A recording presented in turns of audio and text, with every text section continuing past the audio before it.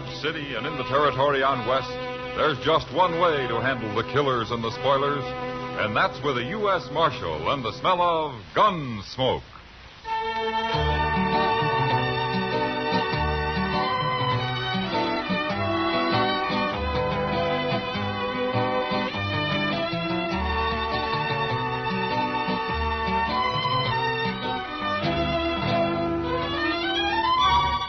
Gunsmoke, starring William Conrad. The story of the violence that moved west with young America.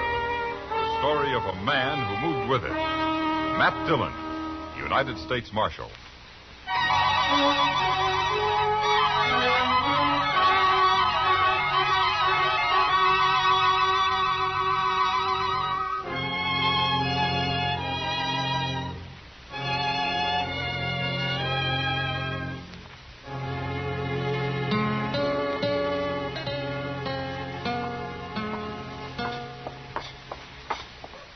Look, Mr. Dillon, there's Miss Kitty, there in front of the Texas Trail. Yeah, I think she's waiting to say hello, Chester. What's she going to work so early for? Why, it ain't hardly noon yet. I don't know about Kitty, but the stage from Wichita's due in about noon. Oh, I plumb forgot. Sheriff Benson's coming today, ain't he? That's what the telegram said. Why would the sheriff of Wichita come all the way to Dodge, Mr. Dillon? Must be mighty important. Maybe there's somebody here he'd like to take back with him. Hello, Kitty. Hello, Matt. Chester. Miss Kitty? So this is what Dodge looks like at noon. It's a little too real for me. We were wondering what brought you out so early. Sam sent word he wanted to see me. Come on in and say hello. Okay, we got a few minutes. Oh, Hello, Sam. Sam? Marshal. Oh, Sam. Hello, Chester. You having a drink, gentlemen? No, thanks, Sam. Sam, it isn't noon yet. What am I doing here? Yeah, thanks for coming, Kitty. It's a new girl I just hired. I thought it'd be sort of nice if you'd take her over and sort of show her the ropes. Glad to, Sam. She come in from St. Louis on the Santa Fe this morning. Needed a job real bad. Well, I hope she's not one of those innocent lambs who's been a lady all her life. I'll go get her. Sam takes pity on every lost soul that hits this town. No woman could stay lost around Dodge for long. That's true, Chester. That's why most of these women ought to stay home. Say, she's pretty. Cara. What? That's her name, Cara. You know her? Yeah, I know her. Well, here she is, everybody. Cara, this is Kitty, and Marshal Dillon, and Chester Proudfoot. Hello, Cara. Howdy. Aren't you going to say hello, Matt? It's been a long time, Cara. Matt and I knew each other out in Arizona, for a while anyway, till Matt sort of changed his mind. Well, what are you doing in Dodge, Cara? I thought you'd be surprised. I heard you were marshal here. Somebody told me on the train. Uh-huh. You been living in St. Louis? I've been living everywhere, Matt. I left Arizona about a year after you did. I even tried San Francisco. I made out pretty good there, too. Oh. You planning on staying in Dodge? Why not? I heard there's a lot of easy money here. Sure. Any objections to my staying, Matt? Well, of course not. Kitty, it's real sweet of you to show me around. Let's sit over there and have a talk first, shall we? Sure. Maybe you can teach me a few things. See you later, gentlemen. Well, I'll say one thing, Mr. Dillon. She's a right pretty girl, anyway. Yeah. But she's changed since I knew her. She's changed a lot. Come on, Chester. The stage is about you.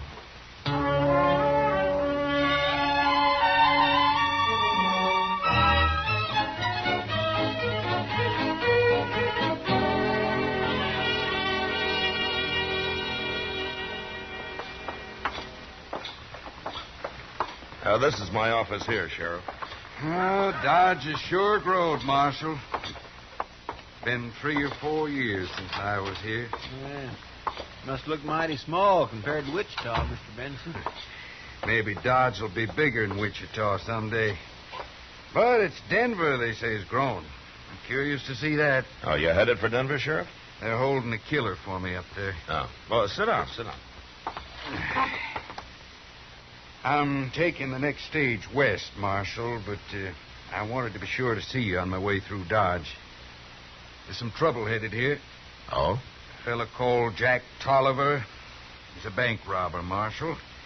And he's killed a few men along the way. He opened up the state bank in Wichita about a year ago, and he's been working his way through the Dakotas since then. I hear he's back in Kansas. Took $5,000 out of the bank at Salina a few weeks back. Well, what makes you think he's going to try Dodge, Sheriff? Because he's heading south. Dodge is a natural for them. Them? He's got a couple of partners. I don't know their names. Yeah. What does this Tolliver look like? That's the trouble, Marshal. Nobody ever got a good look at him I know of, but I can tell you something about one of the gang. He sends this one ahead of him to sort of look things over for a week or so, and then he and the other two ride in. Uh-huh. What about the man that scouts ahead for him? It ain't a man, Marshal. It's a woman. A woman? Don't know her name. She changes it all the time anyway, but she's right pretty. About 5'7", black hair, hazel eyes. She's smart and she's tough. Well, I declare. Mr. Dillon, that sounds an That's awful lot a like... pretty clever operation, Chester.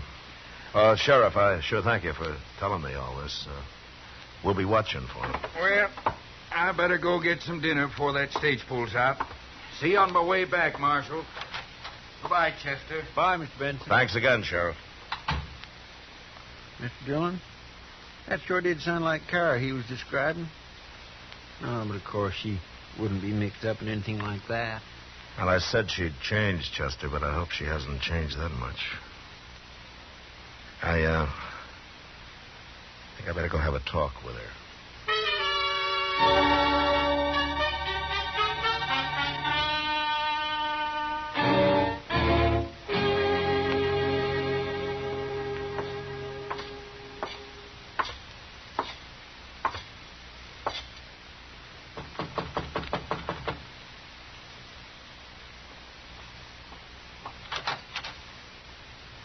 Why, Matt, how'd you know where I was?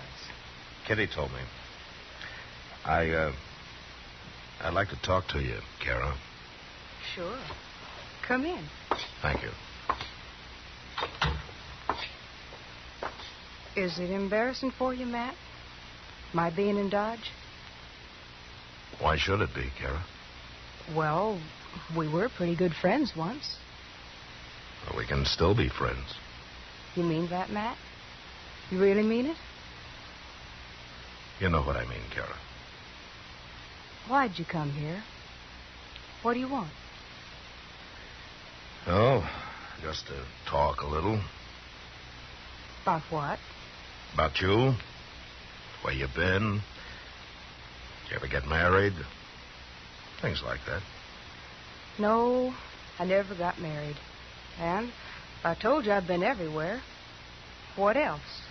Well, what have you been doing lately? Why'd you leave St. Louis? I haven't been in St. Louis. You said you just came from there. You didn't let me finish. I haven't been in St. Louis very long, and I had no reason to stay there. Matt, what's this all about? If you don't want me in Dodge, say so. I'll leave. Oh, you're welcome in Dodge, Cara. I don't know whether to believe you or not. Oh, maybe I'm being too curious. I'll shut up. Oh, it isn't that. I guess it's just that there's a lot of things I don't want to talk about. You understand, Matt. Sure. But I won't be bothering you anyway. I have to go out of town for a few days tomorrow. Oh? Where you going? Salina. They're holding a prisoner for me there. Salina? Yeah. Mm-hmm. And you're going tomorrow? Yeah. I'll be back in a couple of days, though. Matt, couldn't you put it off for a while? Say, another week? Why, Cara? I don't know. I'd like you around. I feel like such a stranger here. I'll be more at home in another week. Please, Matt? Sure, Cara. Doesn't make much difference. You'll let me know if there's anything I can do for you. Huh? Thanks, Matt. I will.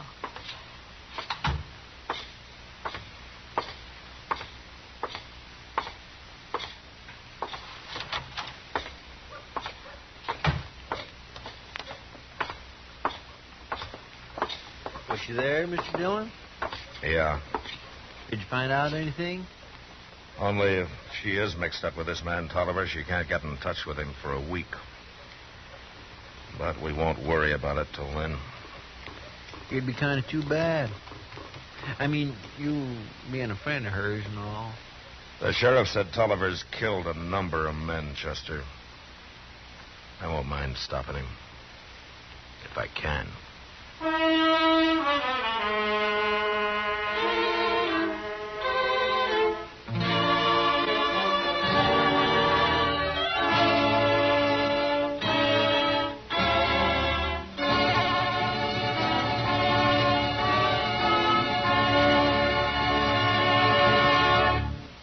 We will return for the second act of Gunsmoke in just a moment. But first, United States savings bonds pay 3% interest when held to maturity. They're safe, they're sure.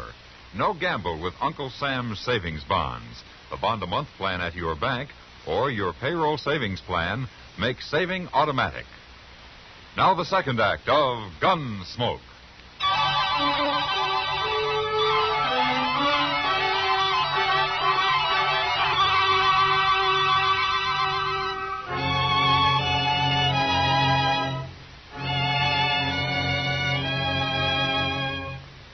A few days passed, and as I'd thought, nothing happened. Cara worked at the Texas Trail. And although we kept an eye on her, she talked to so many strangers every day, there was no way of telling which might have been her bank robber friend, Jack Tolliver. Would have been easy for him to just ride into town anytime he wanted, buy Cara a drink, and get what information she'd gathered.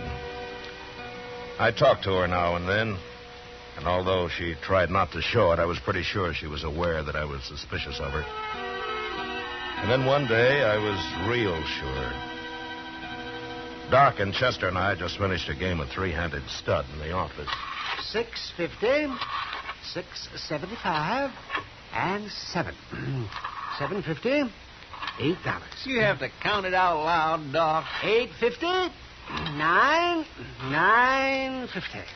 Ah, there we are. Well, I do it to teach you a lesson, Chester.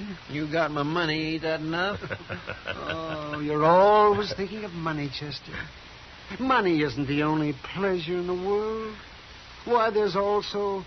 Oh, my, there's... there's also, Also what? You better think hard, Doc. He's following you mighty close. Did you ever go out in the night, Chester, and look at the stars? What? Did you ever watch them and feel close to nature and enjoy the great and wondrous beauty of it all? You talk like you had a drink, Doc. Oh, Chester. Of course, I watched the stars. Whenever it wasn't raining or snowing or blowing a wind down out of the north, or whenever I wasn't just too doggone saddle-weary and tuckered out to keep my eyes open. You're a hard man to inspire, Chester. Saving you from the devil would be a full-time job. And I'm afraid it's too late. Oh, here. The world has corrupted you, Chester. It's touched your soul. It's withered it like a... Oh, my, like a bean. Like a bean? Now, doggone it, you listen here, Doc. Oh, Kitty! Oh, well, look upon her, Chester. The beauty of womanhood in all its passionate splendor. What? It sure beats the stars, anyway. Are you too drunk? Doc's been trying to teach Chester to take a larger view of life, Kitty. Doc got all my money, and he's just crowing about it. That's all he's doing. Money, huh? Well, that's just what I came here for. Oh, what do you mean, Kitty? I need $20, Matt. Oh, well, sure. Here you are. Before I take it, I better tell you, it isn't for me. What? Cara needs it. She came to me, and I didn't have it, but I said I thought I could get it for her. I think she knows where. She could have come to me herself. Too proud, maybe. How come she's broke? She's been working. I didn't ask her what it's for, Matt. Oh, it's all right, Kitty. Give it to her. I will. But I'll tell you something. What? I've met some pretty tricky women here and there. But your old friend Cara has them all beat. I'll give her the money. Chester. Yes, sir? Follow Kitty. Don't let Cara out of your sight till you find out what that money's for. I'll wait here for you. Okay, Mr. Dillon.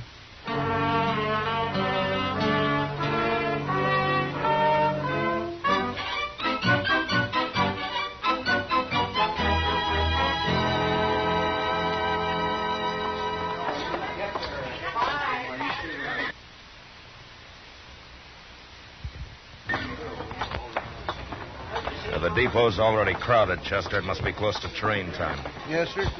And Cara will be here. I know she will. The agent told me she bought one ticket to St. Louis and asked what time the next train leaves. Well, I hope she's here. And maybe she's innocent after all, Mr. Dillon. Well, we'll soon find out, Chester. Oh, there she is over there. Yes, and all dressed up, too. Cara's always all dressed up. Hello, Matt. Chester? Miss Cara? You staring at me, Matt? I'm just wondering why you didn't come and say goodbye if you're leaving Dodge. What makes you think I'm leaving? Well, you bought a ticket to St. Louis with the $20 I gave Kitty for you. Yes, I did. I knew you'd figure it all out, Matt. And I knew you'd think I'm leaving. I wanted you to. Why, Cara? Because I've enjoyed making a fool of you. Have you? A friend of mine's leaving on that train, Matt. Jack Tolliver? I knew you were on to us. I'll watch Cara if you want to go after him, Mr. Dillon. There are 20 strangers down here, Chester. How do I know which one's Tolliver? You know, I could arrest you, Cara. You're wanted in a lot of places. You're too smart for that, Matt. Arrest me and you'd never find Jack. Sure. But once Tolliver's on that train, I can find him. How? I'll have the whole train put under guard when it gets to Abilene. And one by one, every man on it will have to clear himself. We'll get him. No, you won't. He'll jump off. He won't know what I'm going to do, and you can't warn him now. Hey, it's pulling out, Mr. Dillon. We'll make it, Chester. So long, Cara. No, Matt, wait. Come on, Chester, run. Matt, come back.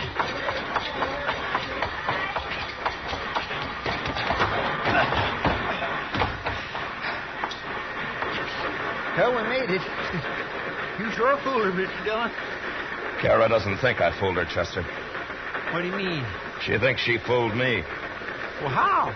She wants me on this train. She planned the whole thing for it. Well, why are we here then? Well, we won't be for long. There's a ranch close to the tracks about 10 miles from here. I'll have the conductor stop the train and we'll get off there and then borrow a couple of horses. And ride on back to Dodge? Jack Tolliver's in Dodge, Chester. He's thinking he can hold up the bank anytime he wants to now. But there's nobody to stop him.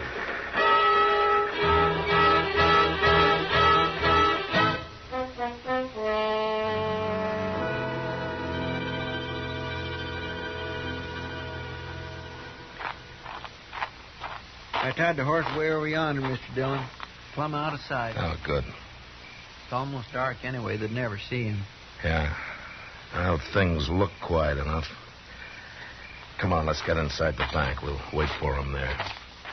How are we going to get in, Mr. Dillon? Ain't it locked? Yeah, there isn't more than a couple of $100 in there, Chester.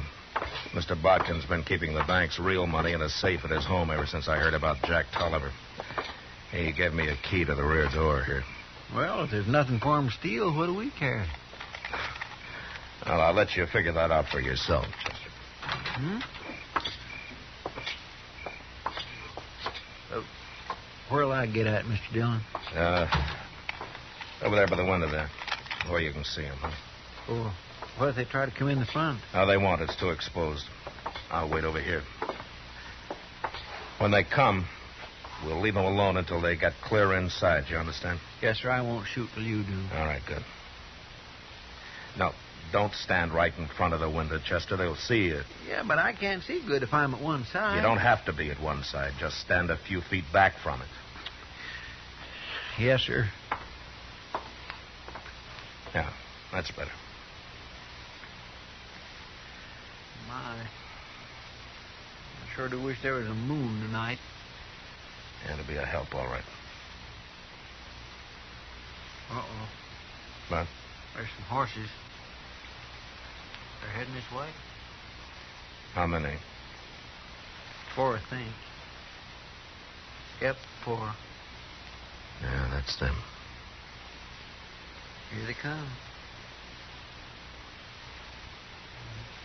They're getting down.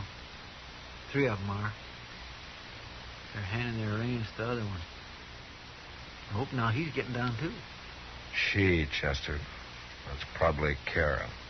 By God, I think it is. All right, quiet now. Yes, sir.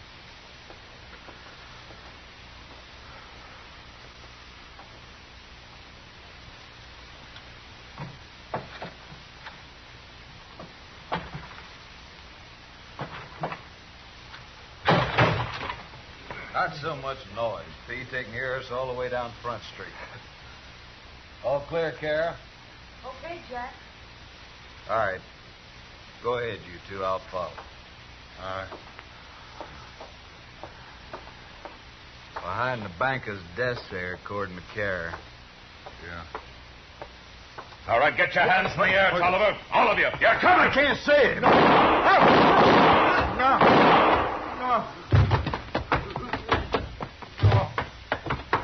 I got 2 of them, Chester. Tolliver run outside, but I hit him. He's wounded. Look, Cara's having to help him. Hold it, Tolliver. Cara, get away from him. No, you don't, Cara. You stay right here. Don't hide behind me, Jack. He'll kill me. He won't kill you. But if you move, I will. No, let me go. Get around behind him, Chester. Yes, sir. You're trapped, Tolliver. Now let Cara go. You just stay right where you are, both of you. I'll kill her if you don't. You coward, Jack. Get away from me. I warned you.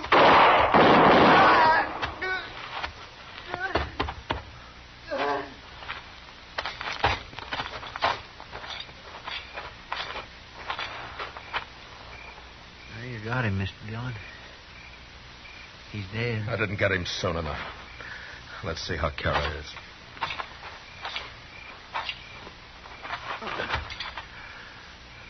Cara.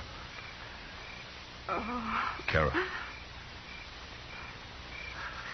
I'm sorry, Cara. It's too dark. I couldn't shoot any quicker.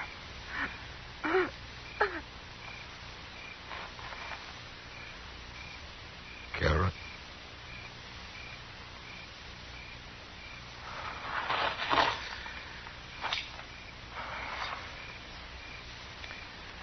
I don't think she heard me, Chester. He shot her right in the back, Mr. Dillon. Yeah. Well, sir, that's the end of Jack Tolliver's gang. It's the end of a lot of things, Chester. A lot of things. Yes, sir, I guess 'tis.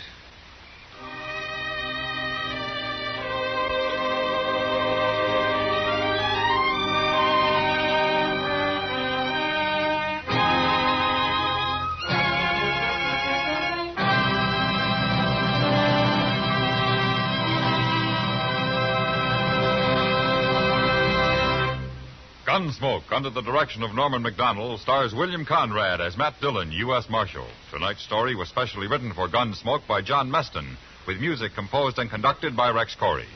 Featured in the cast were Harry Bartell, Jill Jarman, Vic Perrin, and John Daner. Parley Baer as Chester, Howard McNear as Doc, and Georgia Ellis as Kitty. Join us again next week as Matt Dillon, U.S. Marshal, fights to bring law and order out of the wild violence of the West in Gunsmoke.